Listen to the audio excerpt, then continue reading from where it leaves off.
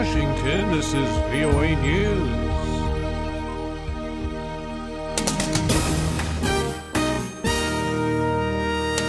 President Obama reaffirms America's strength around the world.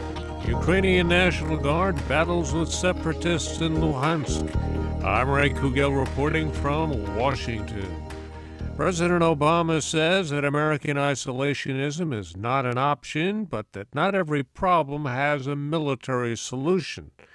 Mr. Obama used his commencement address Wednesday at the U.S. Military Academy at West Point, New York, to present a foreign policy vision for his final years in office.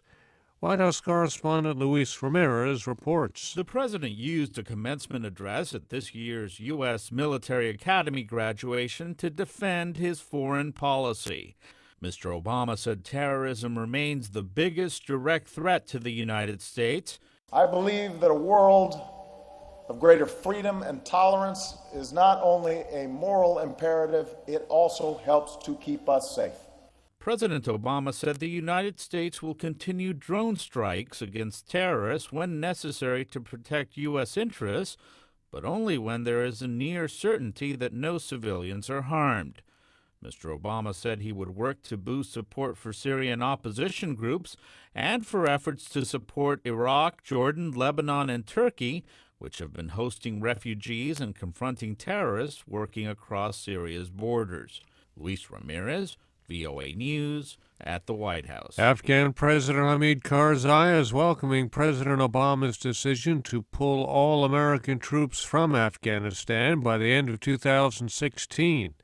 Mr. Karzai says Afghan forces are ready to take full control of their country's security and is urging the Taliban to lay down their arms and end the conflict. The Taliban says insurgents will not stop fighting until every American soldier has left Afghanistan. Human rights groups in Pakistan are outraged over the killing of a young woman who was targeted by her family for marrying a man of her own choice. Police in the eastern city of Lahore say a 25-year-old woman was stoned to death by her family members just outside a courthouse. Ayaz Gul has details. The Independent Human Rights Commission of Pakistan said the murder caused serious alarm and disgust. The woman's only crime was to marry of her own free will in line with the law of the land, the commission said in a statement, adding with dismay that neither onlookers nor policemen at the scene of the crime intervened. The Commission's Secretary General I.A. Rahman says such brazen actions have only been encouraged by Pakistani authorities' failure to act. We feel that these are premeditated murders and the trend has been strengthened by the government's failure to suppress crimes of this nature. The Human Rights Commission of Pakistan says nearly 900 women died in honor-related crimes in 2013.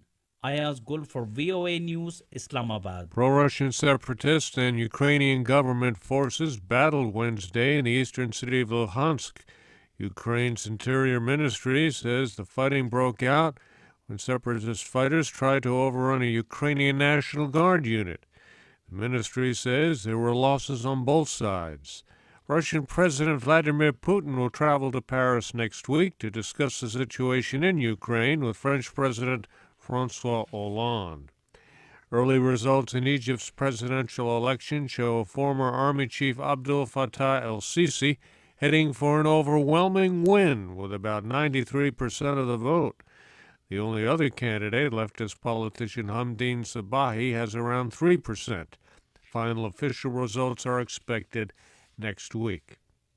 Attacks across Iraq have killed at least 29 people and wounded dozens more. The deadliest attack occurred in Baghdad's northern district of Kazamiya when a suicide bomber drove his explosives-filled car into a police checkpoint Wednesday, killing 9 people. Security officials say Libyan warplanes have bombed militia bases in the eastern city of Benghazi, all part of a campaign by a rogue former general to root out insurgents in the area.